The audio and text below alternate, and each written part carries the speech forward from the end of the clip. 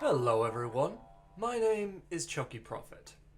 Anime openings are very important. There's a reason why there's 1,000,001 compilations of cool anime openings that the poster likes. Because they're specifically designed to condense a show's major storytelling components down into an easy to digest format, while of course having a banger song in the background. So I thought, hey, as a prologue to my continuing series breaking down anime into individual episodes and discussing their structure, why don't I make a prologue episode discussing how their openings influence that structure and influence their storytelling. So without further ado, welcome everyone to Art of an Opening, featuring Cayenne from Dororo. Now, to begin this analysis, it's worth giving absolute major props to the wonderful opening song, Kine by Queen Bee. The first interesting thing to note off the bat with this choice is the song's name, Kine, which in Japanese means flame.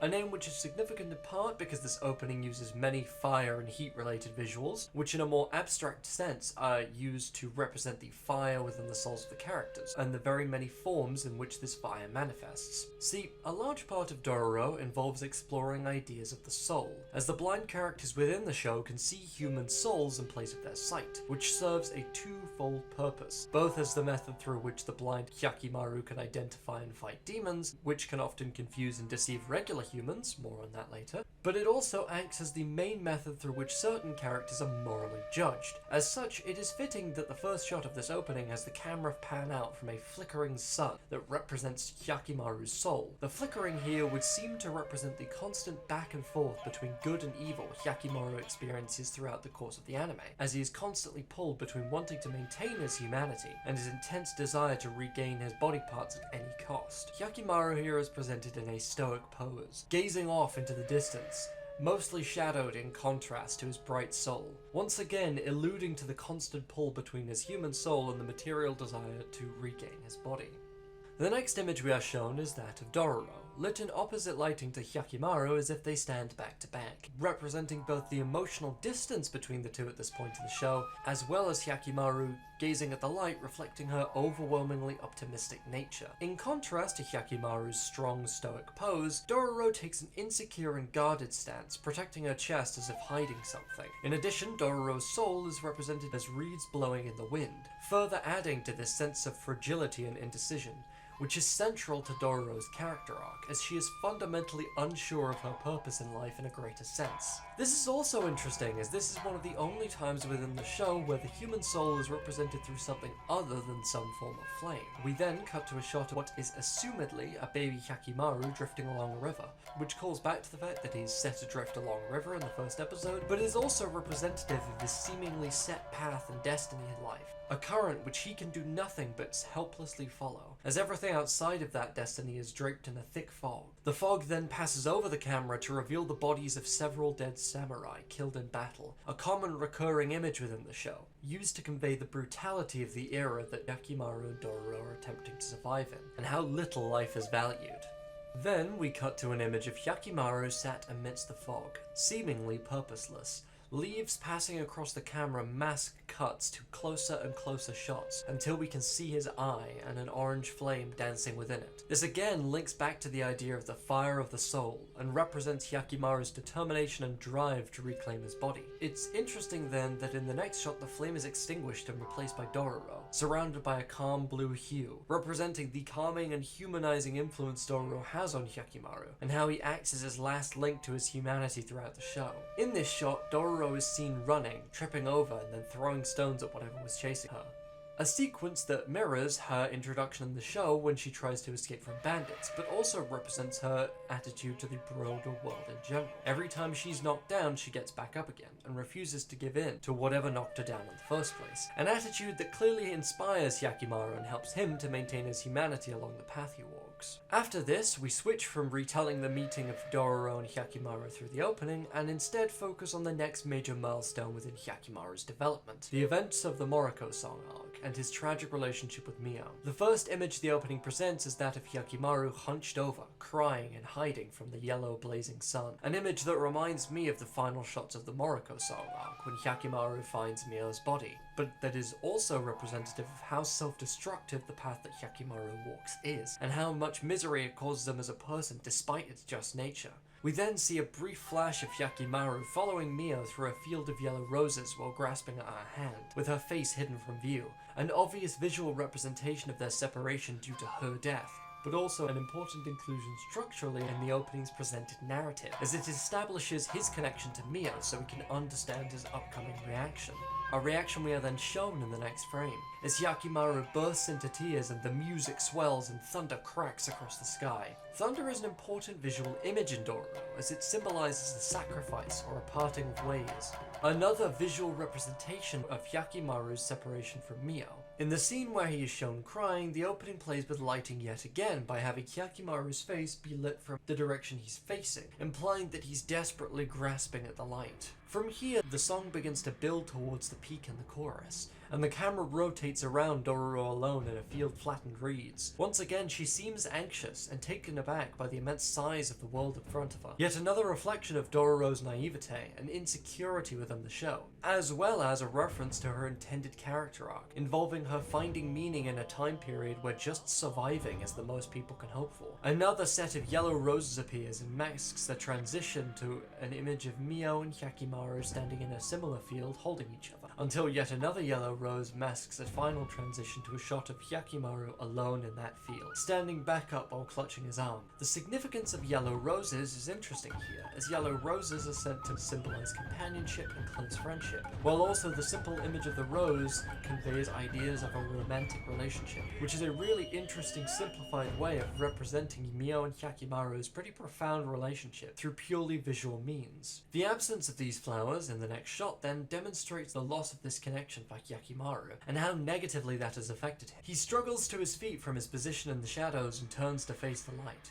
which is here, I believe, a metaphor for the world at large. The next shot then finalizes and re-emphasizes this story in one neat package, with Hyakimaru turned towards the shadows, visually splitting away from Mio, heading towards the light, with a new Hyakimaru emerging from within. One of the things that's most praiseworthy in my opinion about this opening is the incredibly skillful use of visual storytelling to condense an entire character arc into one simple to digest visual sequence, where each image both sort of communicates the entire story by itself and adds continuously to a growing narrative. And this is where the opening sort of divides into two distinct halves in my opinion, with the first acting as a potent visual storytelling tool that establishes the characters and tone, and the second being an equally well put together hype piece that acts as the main hook of the opening. It begins with an image of Priest Biuamaru turned away from the camera, drawing his sword. Then, to punctuate the percussive ramping up of the song to its chorus, a set of glyphs flash white behind him. Our eye is immediately drawn both to those glyphs and the flashing white of his drawn sword, immediately demonstrating his two most important character traits: his dual nature as both a spiritual man and guide to the main characters, as well as a slayer of demons. The next shot then shows Jukai, another figure central to Dororo's themes, turned away from the camera mournfully, demonstrating the melancholy and tragedy present within his character. An interesting point to note is the rising flames in the foreground of each of these images. Flames in this opening, as I've already mentioned, symbolize the fire of the soul and a person's will to continue living. This relates back to both Biuamaru and Jukai's central arcs within the story, as both come to realize their purpose in life through the unfolding of Hyakimaru and Dororo's story. Finally, Lord Daigo stands alone in front of a dark background, palms raised to the heavens. He's then branded with an X on his forehead, as a lightning bolt literally splits him down the middle. Again, a beautiful example of efficient storytelling using potent imagery. With this image alone not only retelling the entire story of his deal with the demons, but also representing how that deal has torn him asunder, and how he's carved away a part of himself, Hyakimaru, in exchange for power, to be literally marked by the heavens. It's also very interesting that in a structural sense he acts as the instigator for the song's beat drop, literally starting all the action. Next, a group of bandits with very obvious menacing expressions are shown, draw far more in the style of Studio Tezuka than Mappa, with a very quick shot showing a young Hyakimaru staring out indignantly against a black background. There's a lot of interesting contrast packed into these two simple images. In terms of light, the first image features a pale background contrasted with the dark armor of the bandits, while the second reverses this with the pale and almost ghostly Hyakimaru set against an inky void.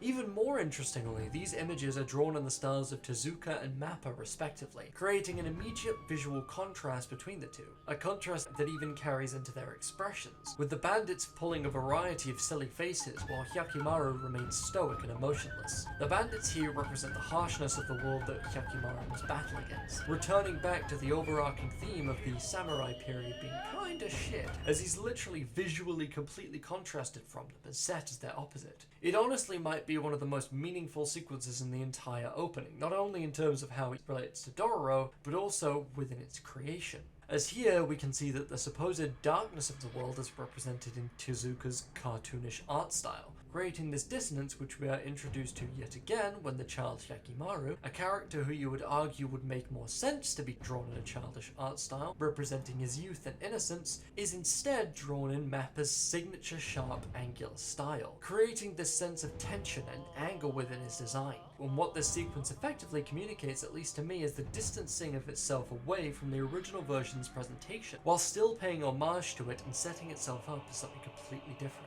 A statement that's reinforced by then having Hyakimaru kill those bandits in the very next scene, in time with the triumphant beat drop, symbolically killing the older version of the story. And whatever you may think about that statement, it's fascinating that they chose to incorporate that element into this opening. Additionally, the two background tones used in the earlier images are now blended together as two different worlds begin to collide and mesh together. The scene on a more surface level acts as our triumphant action climax. After the opening's brilliantly consistent build-up, it's a fittingly, gorgeously animated and choreographed sequence, with Hyakimaru's animalistic fighting style put on epic display. It's really interesting to me, however, that the violence is extremely sanitized, as no blood or gore is shown, and while dismembered arms and heads do fly about, it's as if the opening is saying, nah, don't worry about all that, just enjoy the cool guy fighting. Once again, demonstrating the extremely low value placed on life in this era. He's then shown running along with a bright white background, denoting his focus and pure intention, excluding everything else outside of his target. Again, an excellent representation of Hyakimaru's single-minded desire to regain his body parts. That sequence is then broken up with a brief Dororo jump scare, again playing with her hair,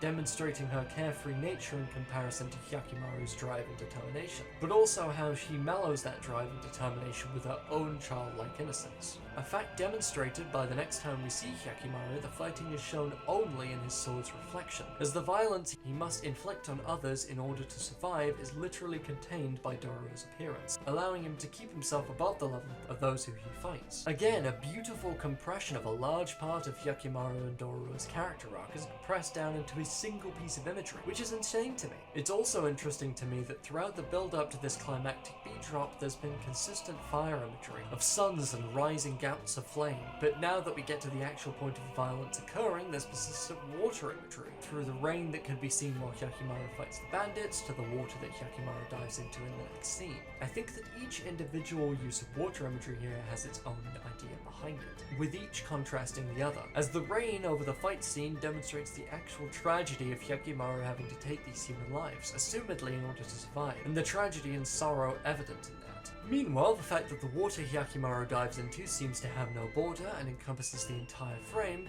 plays with our understanding of that space, as Hyakimaru's swords raised seems to chase after another enemy. But here, there's an idea of tranquility, as after being calmed by the presence of Dororo, Hyakimaru is able to do what he needs to do without losing himself as a person, as demonstrated by his calm and calculated movements through the still watery space. As a general running visual idea, I believe that the water present in these scenes is meant to symbolize the dampening of the soul's fire, and how violence literally snuffs out that light tragically. It's a very interesting visual metaphor to go with, the idea of the human soul being a passionate fire that violence puts out like water does to a flame. Next, we're introduced to our final principal character, Tahomaru, who at first appears triumphant and powerful, with his face pointed up away from the camera, with a sense of superiority and victory. But then you can see he's actually leaning, as if he's about to topple over, as flashes of his life before and after he discovered his brother Hyakimaru literally flash inside him, tilting him even further. A tilt which very purposefully draws the viewer's attention to the fact that half of his body, and more importantly, the side of his body on which his eye is taken, lies in shadow.